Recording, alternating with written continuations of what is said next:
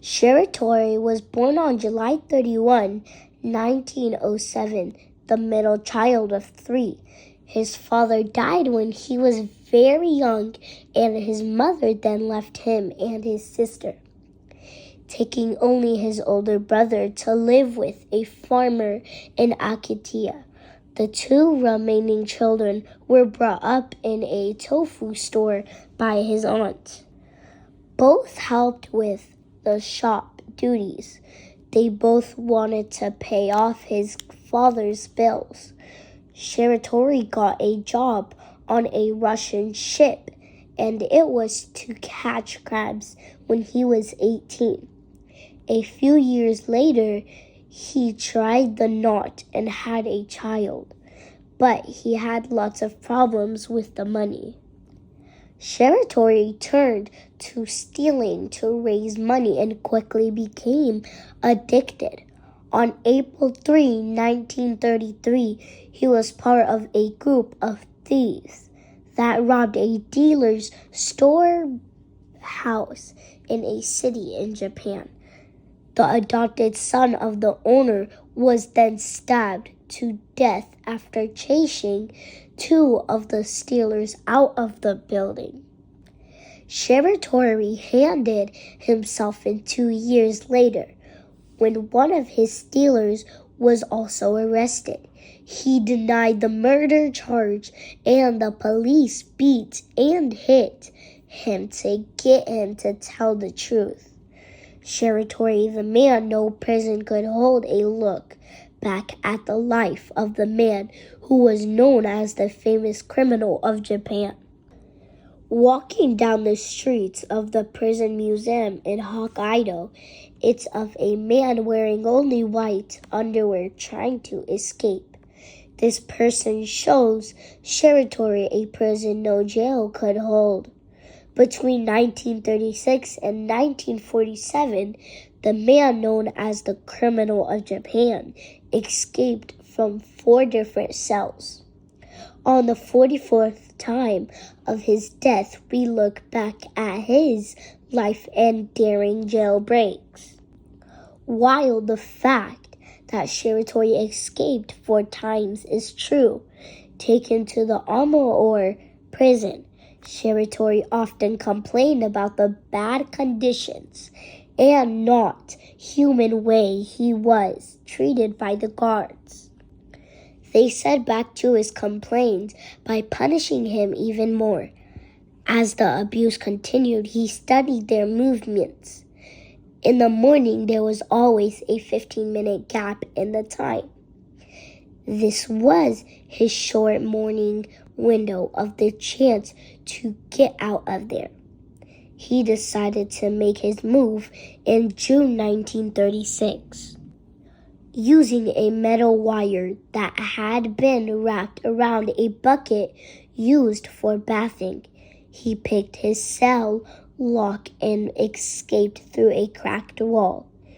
While Shiratori was highly skilled at escaping, he wasn't so fast at leaving capture. He got caught stealing supplies from a hospital. He was arrested again just 3 days after the jailbreak. He got a life sentence and then was headed to Akiata prison, which was one of the best prisons in all of Japan. Here he was treated even worse than before and started planning his second escape. It wouldn't be easy, as he was handcuffed at all times and placed in a cell especially designed to find escape ways with high ceilings and a small skylight. He then waited for a stormy night to go out of the window so his footsteps wouldn't be heard on the roof.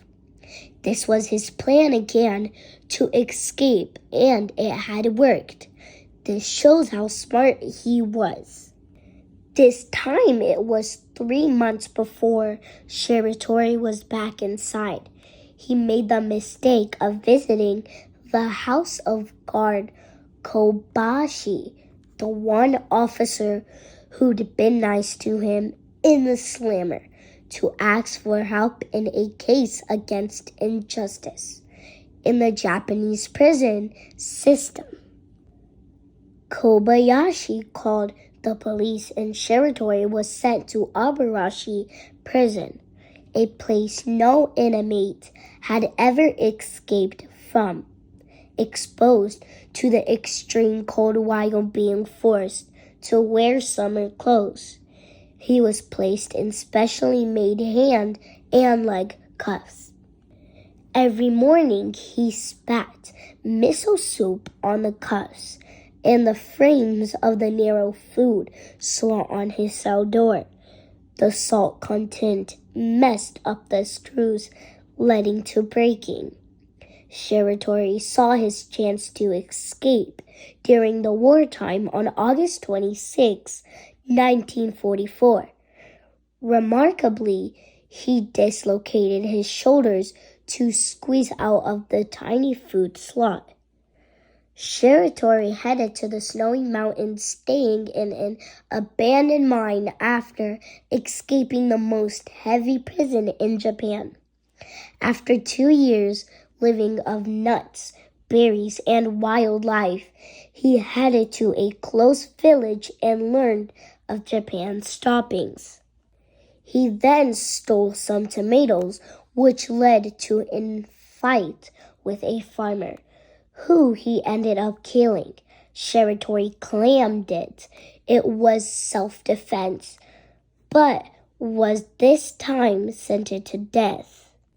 At Sapporo prison, he had 6 guards watching him, with very high walls and windows smaller than his face. They didn't feel the need of handcuffs.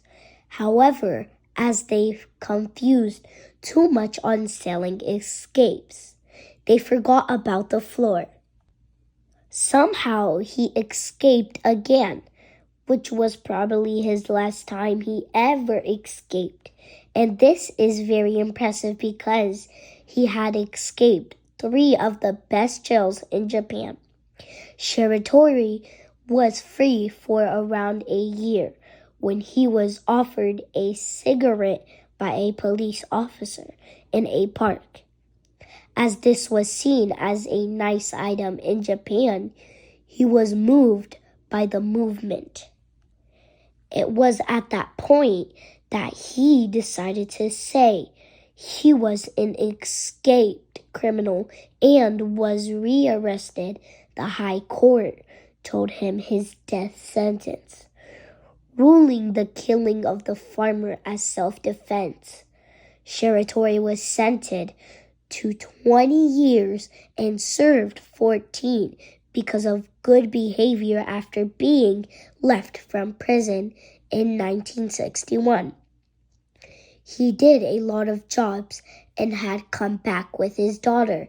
Many people saw out his final days in Omawar before dying of a heart attack. If you guys enjoyed this mysterious and awesome video, please like, subscribe, and turn on the notifications bell so you can see when we upload a new mysterious and awesome video. Bye!